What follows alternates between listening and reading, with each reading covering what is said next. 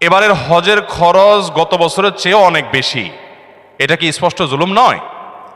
ভাইরা আমার, হজের খরচ গত বছর ছিল স্মরণকালের সবচেয়ে ভয়াবহ খরচ। আমি নিজেও গেছি। 6 লাখ টাকা প্রায় লেগে গেছে। এবছর হলো প্রায় 7 লাখ। 6 লাখ 80 না 75,000, 83,000, তাহলে 7 লাখের মতো প্রায়। গত বছর ছিল প্রায় 6 লাখের মতো। এই যে পার্থক্যটা হয়েছে, এটা মূলত রিয়াল ডলারের দাম বাড়ার কারণেই হয়েছে। কারণ হলো গত বছর হজের সময় রিয়ালের দাম ছিল 24 টাকা, 23 টাকা, এরকম 22, 23, 24 এই রেঞ্জের মধ্যে ছিল। এই বছর রিয়ালের দাম কত এখন? 28, 29, 30 টাকা। তাহলে 5 টাকা করে রিয়ালের প্রতি যদি দাম বাড়ে, সবকিছুই তো সেখানকার খরচ, অতএব বিশাল বড় একটা অংশ এখানে বেড়ে গেছে। এটা একটা বাস্তবতা। তবে সৌদি গভর্নমেন্টের কাছে আমাদের আবেদন থাকবে যে তারা হজের ক্ষেত্রে যেন আরেকটু দয়া এবং মায়া প্রদর্শন করে।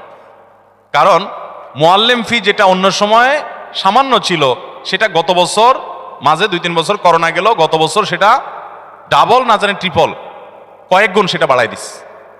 আমি গত বছর হজে যাওয়ার সময় চিন্তা করছি যে যেটা বোধ হয় 2000-এর নিচে ছিল, ওটা 5,000, 6,000 টাকা, 6,000 রিয়াল, টাকা না, সৌদি রিয়াল, তার মানে 1 লাখ প্লাস। এটা মুআল্লিম ফি।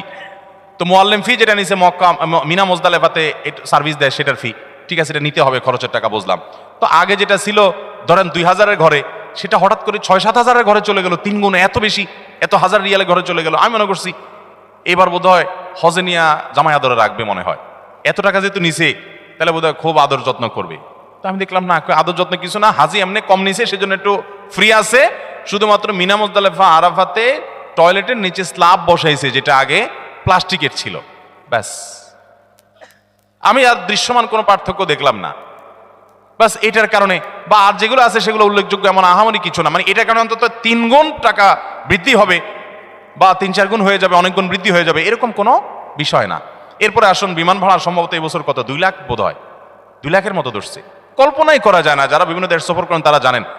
নর্মাল সময়ে এখান থেকে জেদ্দা আসা যাওয়া যেই ভাড়া হয়, হজের সময় তার ডাবল দিতে হয়। এটা যৌক্তিক, ডাবল দিতে হয় যে এটা যৌক্তিক। কারণ যে বিমানগুলো স্পেশালি হাজিদেরকে নেওয়ার জন্য আসে, এগুলো খালি আসে, আবার হাজিদেরকে নিয়ে চলে যায়, আবার নামায় দিয়ে খালি চলে যায়। কারণ হজের সময় যে ধরেন 50,000, এবছর হয়তো আর অনেক বেশি যাবে, ধরেন 1 লাখ হাজি গেল, তো 1 লাখ হাজি হঠাৎ করে যাচ্ছে বাংলাদেশ থেকে, সৌদি প্রবাসীদের আসা যাওয়ার জন্য রুটিন বিমান আছে, সেগুলো যদি 1 লাখ লোক হঠাৎ করে যাচ্ছে, তাদের নিতে পারবে না, আলাদা বিমান দরকার হয়, ডেডিকেটেড বিমান লাগে, আর অনেক ব্যাপার স্যাপার আছে।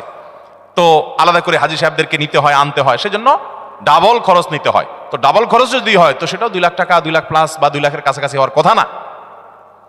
এক্ষেত্রে থার্ড ক্যারিয়ারকে সুযোগ দেওয়া যেতে পারে। সেক্ষেত্রে যদি টেকনিক্যাল সমস্যা হয়, তাহলে বিমান ভাড়া সহনশীল হতে পারে। এমনকি ওমরার বিমান ভাড়া পর্যন্ত 1 লাখ, 1 লাখ প্লাস। আপনি এমনি সৌদি প্রবাসীরা আসা যাওয়া করে জিজ্ঞেস করেন ভাড়া কত, খুব আহামরি কিছু না, অনেক কম তার চাইতে। তো এই যে হজের খরচ, সেটা সহনীয় পর্যায়ে করা উচিত। এবং আমাদের সরকারের কাছে আমাদের দাবি থাকবে যে ক্রান্তি, নানা সময় অর্থনৈতিক অনটন থাকে, ঠিক আছে, ভারতের মতো দেশ যেখানে হিন্দু প্রধান দেশ, সেখানেও হজে ওমরাতে যথেষ্ট পরিমাণ সহনশীল রেট থাকে এবং ভর্তুকি দেওয়া হয় অনেক দেশেই। তো আমাদের দেশে হাজিদের জন্য অনেক কাজে তো ভর্তুকি দেওয়া হয়, যারা আল্লাহর ঘর হজ করতে যাবে তাদের জন্য ভর্তুকি দেওয়া যেতে পারে। তবে এখানে যে খরচটা হচ্ছে, সব খরচটা সবগুলো বেশিরভাগই সৌদি আরবই হয়, বেশিরভাগ কি 99%ই সৌদি আরবের খরচ, আমাদের দেশে খরচ নাই বললেই চলে। বিধায় রিয়ালের দাম বাড়ার কারণে আসলে অনেক বেশি বেড়ে গেছে। এই জন্য ভাইরা বলি, যারা হজ পিছাইছেন, অনেক লোক আছে এই মজলিসে, বহু লোক আছে আমি জানি, যাদের আজ থেকে 7 বছর 8 বছর আগে হজ করার ক্ষমতা ছিল, তখন 3 লাখ, 3.5 লাখ, 4 লাখ টাকা হজ করা যেত, কিন্তু করেন নাই, পিছাইতে এখন 7 লাখে আসছে। একসময় যদি 14 লাখে যায়, আর তখন যদি বলেন আমার কাছে এত টাকা নাই, আপনি আল্লাহর কাছে দায়মুক্ত হবেন না। কারণ যখন কম ছিল তখন তো আপনার পরে হজ ফরজ ছিল, আপনার টাকা ছিল, আপনি কেন করেন নাই? এই জন্য নবী সাল্লাল্লাহু আলাইহি সাল্লাম বলেছেন, কারণ হজ ফরজ হলে সে যেন বিলম্ব না করে।